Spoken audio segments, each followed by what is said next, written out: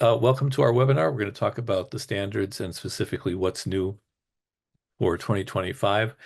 And so first, there's going to be a little just update about how we got to this renewal, how we got this renewal process going.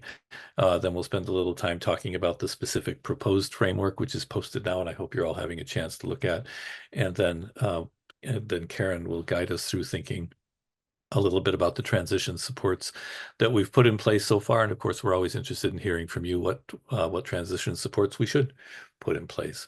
So just to start out, accreditation standards age poorly. After 7 years, too many things have changed, and you just generally need to see how you're doing and rethink them. So we have a committee. Our bylaws call for a committee that's composed of members of the board of directors and members of the accreditation commission to every 7 years take a look at our standards. And I'll just use this slide to say thank you to all those listed here who participated on our quality expectations committee.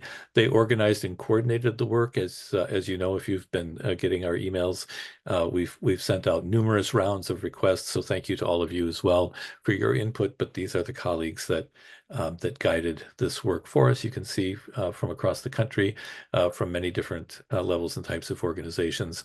And again, the net was even much broader when we look at all the folks who gave us feedback, including you. So thank you for that. And shout out to my colleagues, Sungti and Karen Lowenstein, who, along with me, served as staff to the committee. I can't even begin to describe to you how many hours we spent poring over comments and arguing over commas, verbs, and other things. So a lot went into it. Here's the timeline, just roughly, as some of you will remember, when we're even part of the creation of it. AAQEP's current standards were adopted in 2018. A group had worked together. We'd sent those out for comment, got feedback on them, and we were pretty happy with them. But of course, you always wonder when you're launching something new, to what extent are we getting it right? To what extent do we need to make changes? And to what extent has the world changed as time has gone by? So we started back in 2021. Asking our accredited members how they felt the standards had worked, because those were the folks, and you were some of them. Some of you were those folks who had experienced them early on. Said, how did this work out? What might need to be changed? And we also asked the other question, which I'll bring up in a minute. Then we sent out to a larger group of folks saying, if you've taken a look at this. All of our members and others as well. What do you think?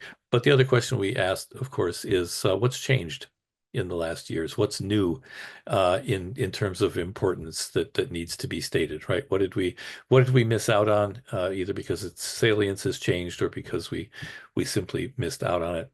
So in 2023 and 24, we drafted a renewed framework that was released at the April symposium. Some of you were there for that and took a look at that language. There was a 90-day comment period, so we got feedback and we looked at it. We made some final revisions, and I'll say a little bit about what some of those changes were along the way. But this is the timeline we've been on, and here's the timeline that we will be on. We anticipate they will be adopted by December, in December, and then published in January of 2025. So if your site visit is coming up in the spring of 2025 or fall of 2025, you're not really going to have time to turn around and use it, chances are, unless you're working on an initial accreditation report and can very quickly adopt and put them in place. So we're anticipating that folks in that situation will use the current 2018 standards. If your site visit is in the spring of 2016 or fall of 2016, your choice, whichever you'd like to use. Again, kind of depending on where you're at in the development of your report. And by the way, what you'll see is part of the reason we can say, well, you can make your choice is many of the aspects of the standards remain the same. Some of them are organized a little bit differently.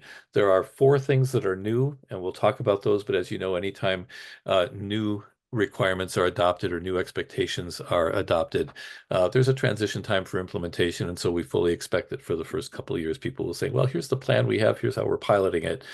So there may still be time because the change isn't so total that they don't work together at all.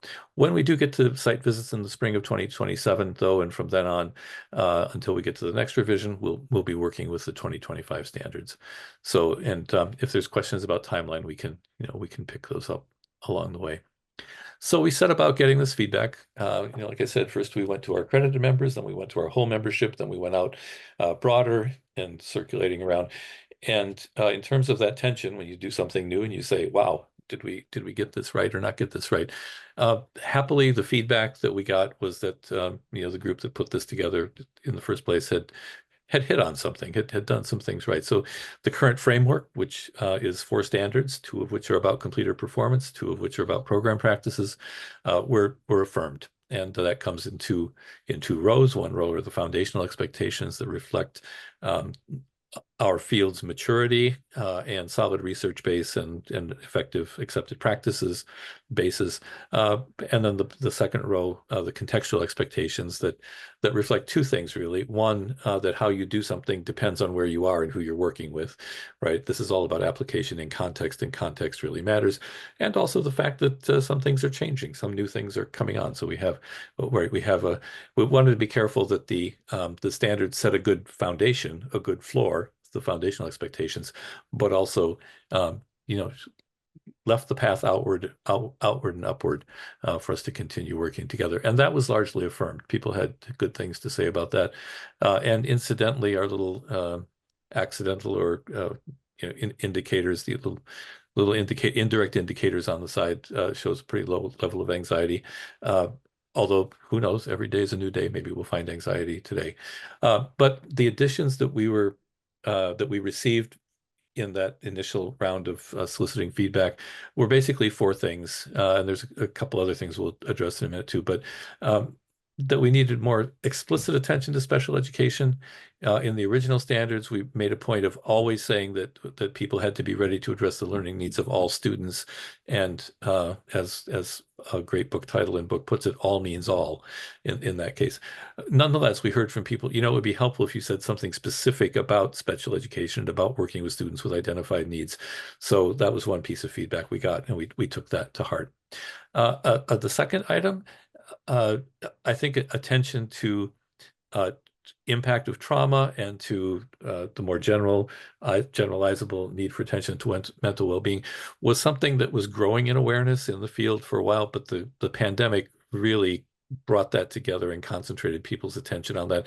And the realities of schooling post-pandemic closures even raised it even higher. So not surprisingly, we had anticipated we would hear this, and we heard it from every level. And when we talked to other organizations like the unions and other national organizations and said, what are you hearing more emphasis on these days? This was always one of the first ones that came up.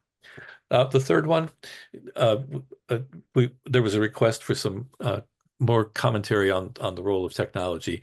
As you'll see, and some of you may know his background, by the way, AAQEP has a partnership with ISTE. In fact, they approached us and said, would you be our partner in thinking about how we, think about educational technology and in connecting it with teacher education, specifically educator preparation more general, but specifically teacher education.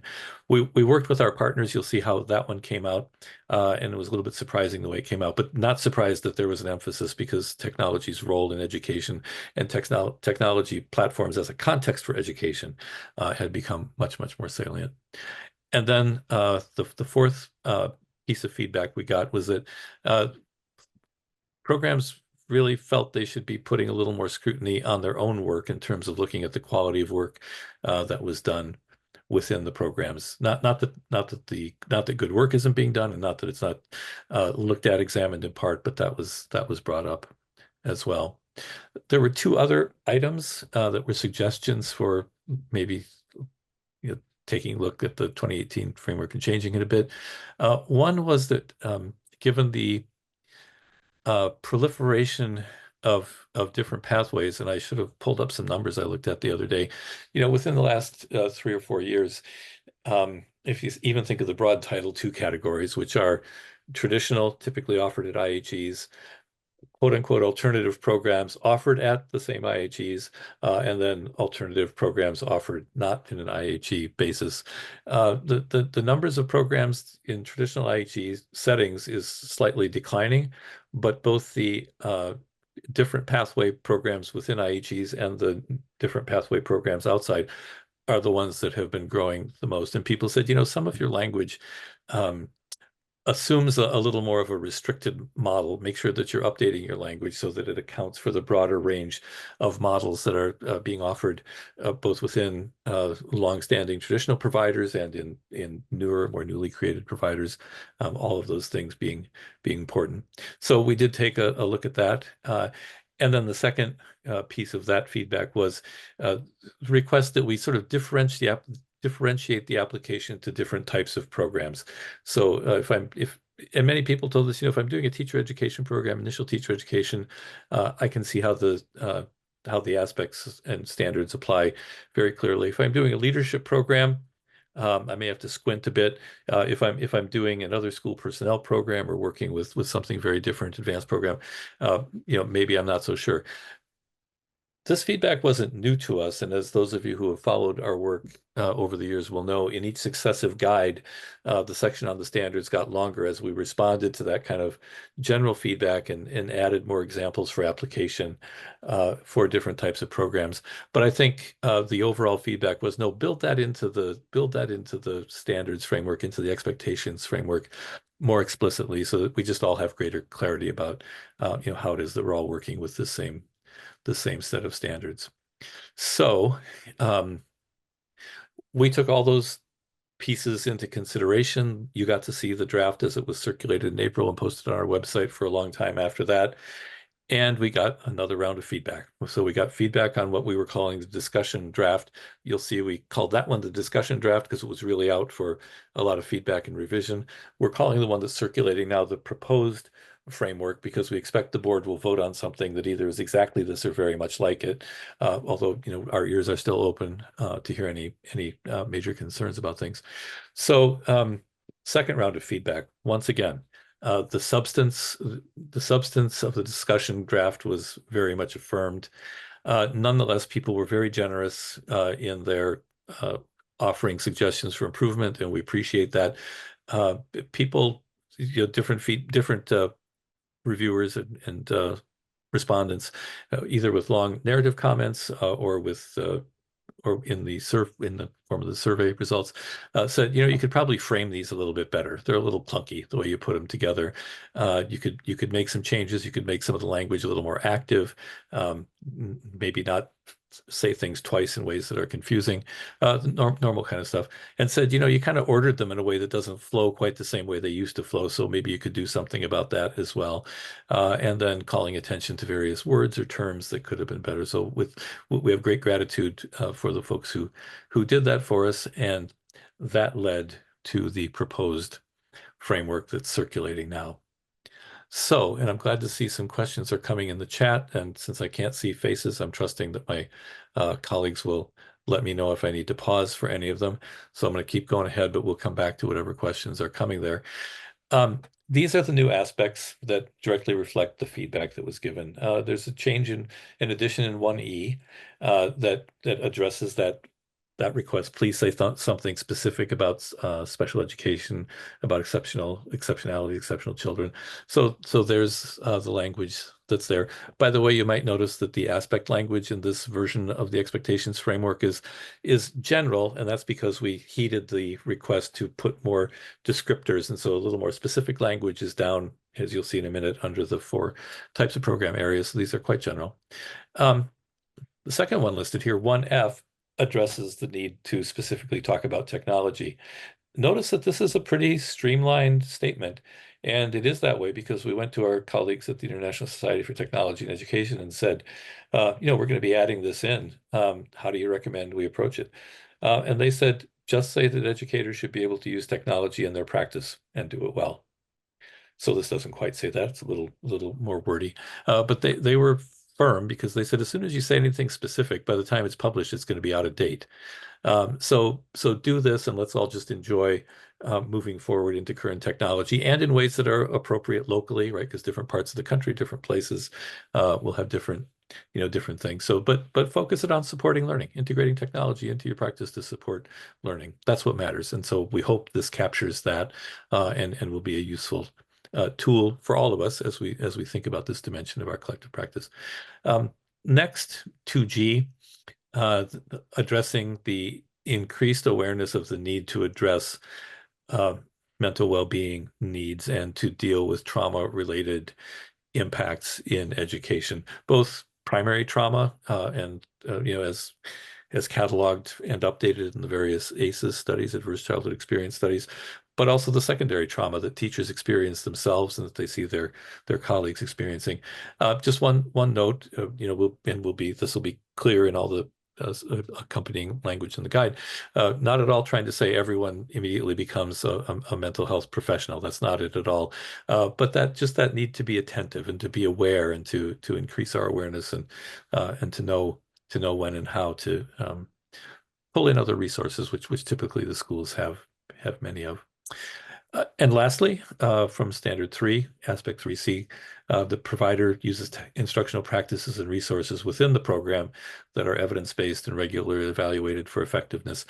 I'll say the same thing about all four, but I'll say it here. As this is initially being implemented, the field through the feedback called for this to be there. So now it's here. So now we'll all learn together by putting some plans in place, piloting some things. It'll be very interesting to see what 3C comes to mean for us as we implement it, as you implement it, and we collectively, look at each other's work and start sharing the things that we've learned from it.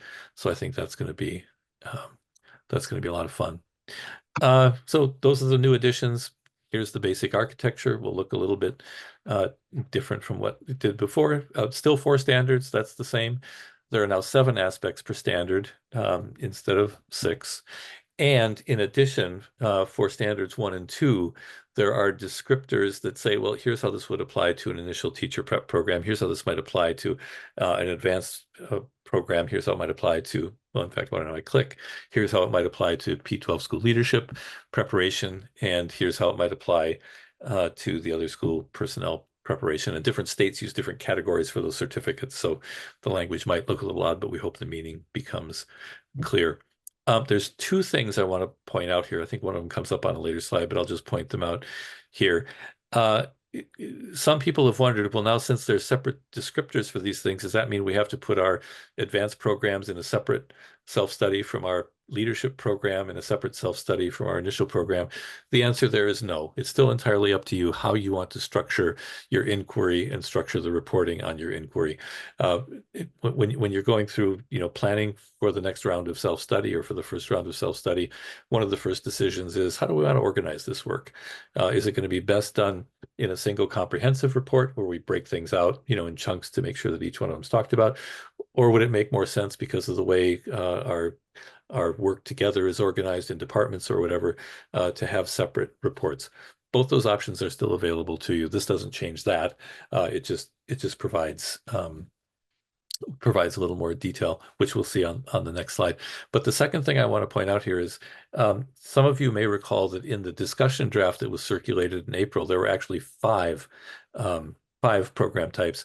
We had doctoral programs and evaluation programs listed separately.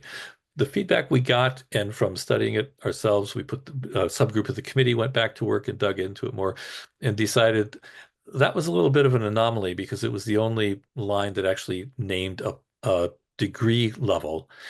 And there were just too many questions about it. The feedback was too much. So we're withholding that. We now have these 4, and we recognize that a lot of doctoral programs, for example, those that are tied to leadership, right, to administrative or leadership positions would fit just fine across other sets of descriptors. So that's a little bit of a to be continued piece, but not part of the framework now.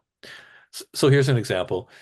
This is small print. But if you followed the links and you're looking at the document, you've been looking at it already, seeing how this plays out. So there's 1F, select and employ current educational technology tools and systems to support learning. Here's what you might think about with initial teacher prep. Here's what you might think about with advanced.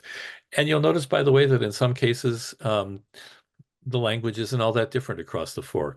We think that's because we're still on the right track with saying we can have one comprehensive set of standards that adjust in some ways, but not in extensive ways for different types of programs. So even that, I think, is an affirmation of the way we were going. Nonetheless, having more clarity and a point to start the conversation around specific programs, I think is nonetheless very useful. So we're, again, grateful for the feedback, grateful to the committee for the work it did in developing it, grateful to all of you for giving us feedback on that and for getting us that far.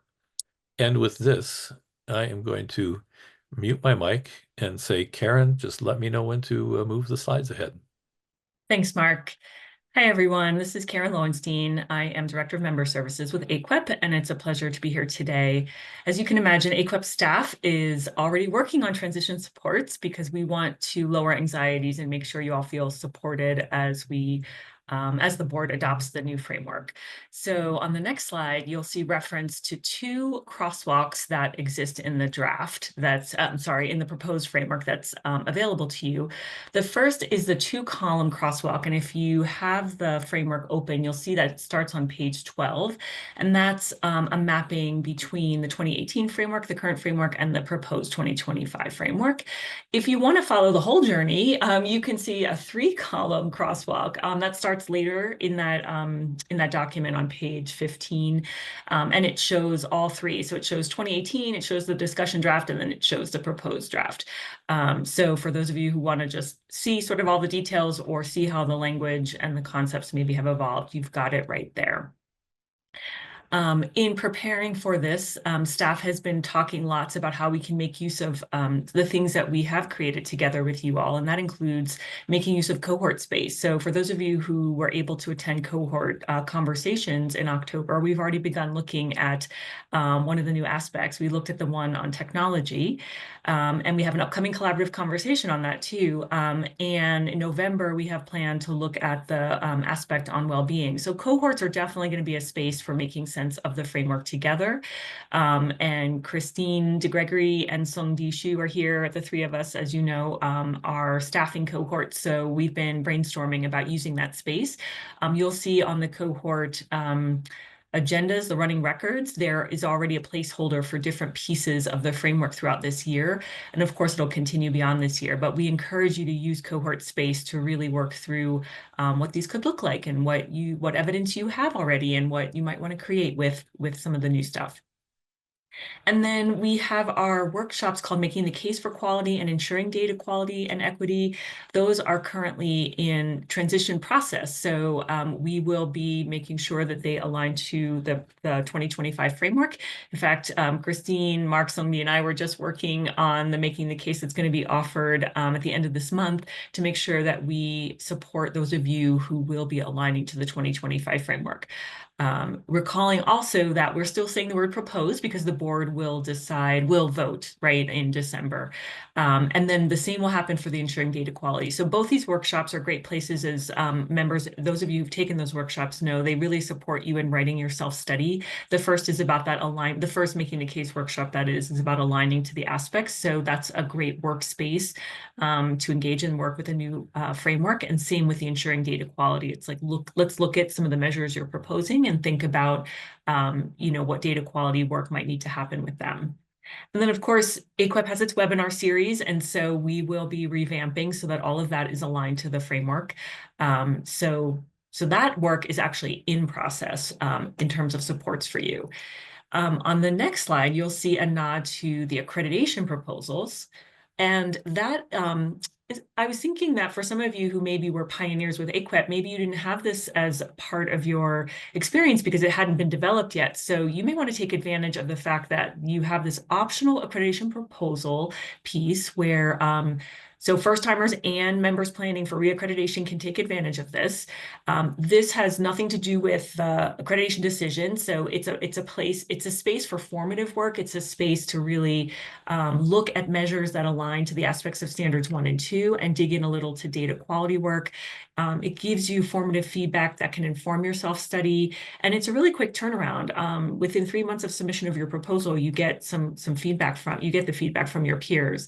There are 3 windows of submission: March, August, and November each year. So those of you who are earlier on the in terms of your next accreditation visit or your first or next, you might think about submission of a proposal, let's say next August, using the new framework. So that way you can, play around and do this work around alignment of measures to aspects and get peer feedback. So if you have questions about anything regarding proposals, feel free to reach out to me directly, since I am the point person on staff to shepherd that work.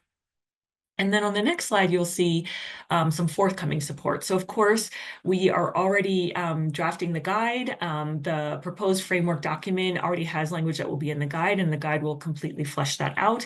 So that will be forthcoming in the spring next year. We also will be hard at work building the templates that you'll need in the accreditation management platform. So those are being developed with the guide. So anticipation, again, of release of those good supports next spring. And then we want to, of course, pay attention to our state partnerships and all our partner engagement, including ISTE and ASCA and folks like that, just making sure that we are engaging well together as the new framework gets adopted. I think this really leads us to time for Q&A and discussion. So no, I did say this earlier in the chat, but the slides and a recording of this will be sent to you, but we really want to open it up to you for questions. And so to that end, I'm going to actually, before I do that, before I turn it over to you, Sungti, here is the standards@aquep.org email. If you have questions or you have thoughts too on supports that might be helpful as you start to implement this, feel free to email us at the standards email. That would be super helpful. So any sort of insights you have about implementation and supports, we'd love to hear from you. So now I think I will turn it over to you, Sungti, to kind of lead us in sort of questions and answers. I think there was at least one or more questions in the chat. Mark, our first question comes from Heather, and she mentioned that in the earlier standards 2 and 4 were described as aspirational for our QAR work. Is this still the case? Yeah, thanks for that question, Heather, and great to have you here. That would still be the case. Yeah, there's no intent for change. It's kind of funny. I love that word aspirational, but once in a while in accreditation circles, you get pushback that's saying you can't accredit hope. I say, well, if you can't, then we're hopeless, and I'm not interested in that. Nonetheless, we may have downplayed that word a little bit, but there's no intention for a change there. We think it's and you'll see as we write about it, right? The context includes the new opportunities that we can aspire to addressing and all that. So thanks for the careful reading of that, Heather. And is that a good enough answer? Super. Okay, thank you. All right, Mark, one more. This is from Kevin. Have the proposed standards been aligned with and/or mapped to InTask? And if so, is it possible to have that alignment table added to the framework document? What a great question, Kevin. Thank you for that question. The answer is no. The other thing that we know is that that there's a move on to try to start working towards a revision of the InTask standards. So because the ones that are there are would be the same ones that we've aligned to before, right? There hasn't been any great change in them. So I know folks have done some alignments. That's a great suggestion. And as we think about packaging and making things really clear, that's actually one we'll take under advisement and say, well, that would be a useful thing to do. Because I know we've had some alignments with the earlier set. This set is not radically different, so I think it'll be easy to come up with one. But we're also aware that there's a move underfoot to update and change those, and so we'll be attentive to that. So yeah, thanks for raising that.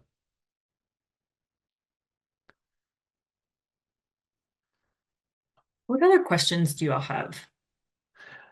Buddy's got one for us. This is for Christine. Will reviewers need to go through new training to be prepared to review these when they are adopted? What a great question. That's a Dr. DeGregory, fantastic Director of question, Professional Marty. Learning. Take it away. Yes, so we will be working once the board has approved the draft standards, then I get to kick into high gear and make sure that our modules are all up to date. So yes, so those of you who are our amazing reviewers, be on the lookout for future communications. We have a little time, however, because we don't anticipate that first review with the 2025 framework until 2026. So that allows me to not hyperventilate quite as much as I might otherwise. And not to contradict Christine, but those of you who know her will probably know she's never not in high gear, and so a lot of this preliminary work on this is ongoing already. But great question.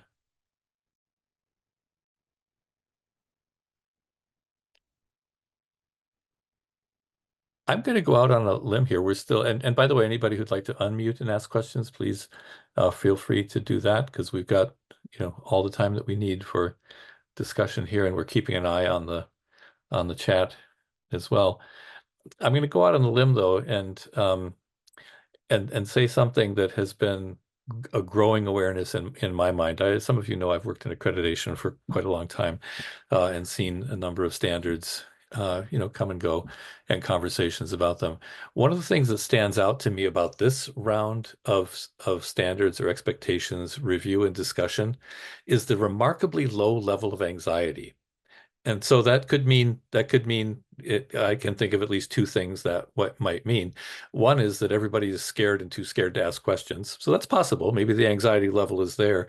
It's just hidden.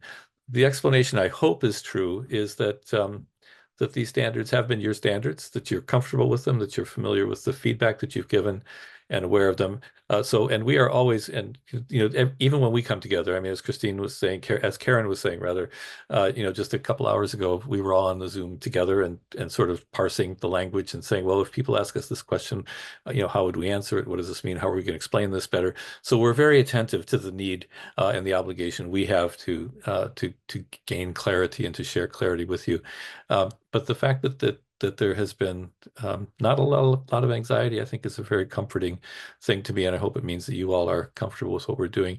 And it leads me to just want to say one thing about standards. Remember that the first word in our name is association, and if you're members of that association. And one of the things that the way we want to look at our standards is that we are the holders of standards that we all hold for ourselves in doing this work. We're not the creators of the standards over and above, or coming down from the top on anybody, right? This is work that we have to do together. And so your questions, your feedback every step along the way, the suggestions that you make, and I'm looking on the screen at someone who made an inordinate number of suggestions, which were incredibly helpful in what we're doing, right? These standards really do belong to us, and so we really appreciate your engagement in this, and we appreciate your being here, and really do look forward to whatever additional thoughts you might have. So, have I managed to produce any anxiety now? No. Mark, I would just like to say that I appreciate you saying that. I just want to acknowledge that there is a cohort of folks who fall into that spring 2027 site visit where you have to have adopted the new framework by then. So those folks might have a little I hope what do I want to say? A heightened attentiveness. A heightened attentiveness. And I think the good news is, again, asking great questions in cohorts. And what I think one of the things I was walking away with, because I see some of your faces here, is just you're asking great questions. And some of your questions were concrete, which are really helpful, because I think AAQEP, there's two things. One, AAQEP, the same philosophy, the same design principles, the same things about evidence when it comes to multiple perspectives, all of that stuff still holds. Like none of that's changing. And I think more is kind of codified in terms of like there's a completeness check on the self-study that's new. Like there's some of those new things too that are built in for more supports. So I hope those help. But the timeline is still a little crunchier for those folks. I see some head nodding, so I'm just acknowledging that and happy to support anyone in that camp. Absolutely. And, we gave you the standards at AAQEP.org as a good, easy to remember general email to send things to. But I hope you all have our direct email addresses as well, and we're happy to help you get them. So any questions you have, any one of us is happy to get it. And if you're familiar with the way we work together at all, we spend a lot of time on meetings with each other, making sure that we understand things the same way and passing things around. So we develop we get everybody's input, and you're just helping us make things better. So we appreciate that. Can I ask a question, Mark? Mm-hmm. So when it comes to this role of technology, I know what we use here in our ed prep. They do like Google or Apple and things. But when they go out to the districts, some of them are different technologies, and every district's not the same. So when we're doing this review, I mean, we can say what we have here. Then during the interview process, I guess the interviewers will understand what technology are being used in the district, or how's this. I'm kind of just want to make sure I'm understanding about this role of technology. because Mhm. every district's different almost here in this region. Being back. Right. Right. Yeah, buddy, that's a great point. And I think as I've watched our system develop and roll out over time, I start to see some of the reinforcing pieces within it. So one of the things you'll do when you're doing that, when you're developing your self-study, is you'll ask employers what they think about candidates' ability to do that, and that'll give you some feedback. You'll ask your graduates about it, and so you can know up front what it is that you're doing. But as you engage in the inquiry around it, you'll probably come up with a lot of maybe some good ideas, right? And probably hear from some people, it's all good, everything's working fine. You might get suggestions for a couple things to do better, and then in the context of the self-study process, you say, hey, we did this inquiry, we learned these two good things, here's how we're planning to put them in place. So and that all comes down to a positive outcome, right? Does that make sense? Does that sound like what really could happen? Yeah, I guess what I'm just worried about is we're doing our best to keep up with the needs here, but sometimes the college has better technology than what's in the districts because of funding and budgets True. and Yep. everything else. I just want to make sure that we're clear that when we're writing this or we're making this statement that it's going to come out as a positive, like you're saying, and not a negative, that we didn't show them this technology because we wasn't aware. I mean, they can tell us what they're using, but at the same time, can we even get that in our ed prep in time as a turnaround for our candidates to go back out? And I think it just invites creativity, and it is in standard two, so it's the more contextual version of it, right? It's more of a contextual concern, which means, hey, we recognize up front, the answer is going to depend on where you are, who your partners are, and I think the key thing there will be then, well, all right, now that we found this out, what can we do? I'm just making things up here, but could you say, well, part of the orientation for every person who goes into a clinical placement is they meet with the technology person at the school, right? Because you could request that, hey, meet with the technology person at the school, make sure you go over what's available, what you need to know. I mean, that's just a thought, but if I got some results like that, that's probably what I do, and then I'd say, hey, look at this good new thing we did. But that's all. I just wanted to make sure I was in the same mindset there as what you're thinking. And again, I'll just go back and say, especially since this is one that's new, you might well frame it in your report. Here's what we know we're doing now. Here's what our plan is. Here's what we're learning. Here's what we plan to do. So especially with the ones that are newly added to the framework, that's pretty much how we'd expect people to be approaching it for a couple of years, because it just hasn't been it might be something you've been assessing forever and have a lot.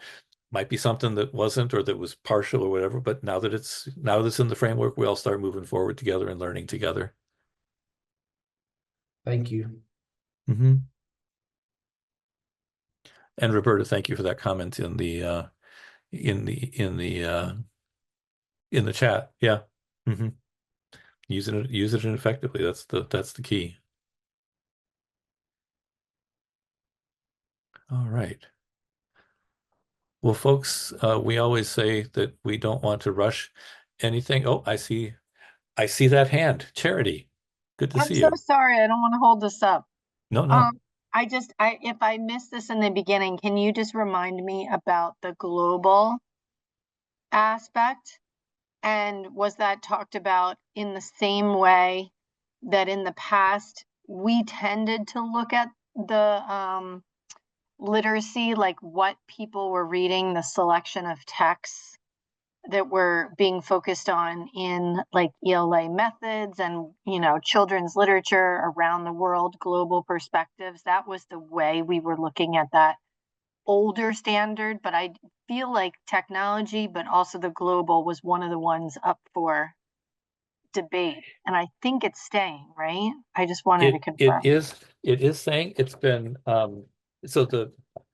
I had to consult my crosswalk to find out where it landed in the new set. I was struggling to find it. So yeah, it's 2D and it stayed 2D, although in between it was 2E, so I can see why people want us to get them back in order. The language now is the completer supports students' growth in international and global perspectives. And there's a little bit, no, I'm sorry. Here it is. Incorporate international and global perspectives in their professional practice and understand the global implications of education. So the kind of two pieces there, and it's not meant to be a big change, is to more clearly say, well, you're bringing global perspectives into your teaching, and that's exactly the stuff you were talking about. but also that candidates understand that education is an important thing globally. So it's not, we'll put a little more language into the descriptor. It's not meant to be a big change. So I think the general answer to your question is what you guys, what you were doing and the way you were framing it, how is this enriching the curriculum and ensuring the perspectives are coming through in candidates teaching? Right on target. And thank you, Karen, for 2D confirmation. Sounds great. All right. Any other questions?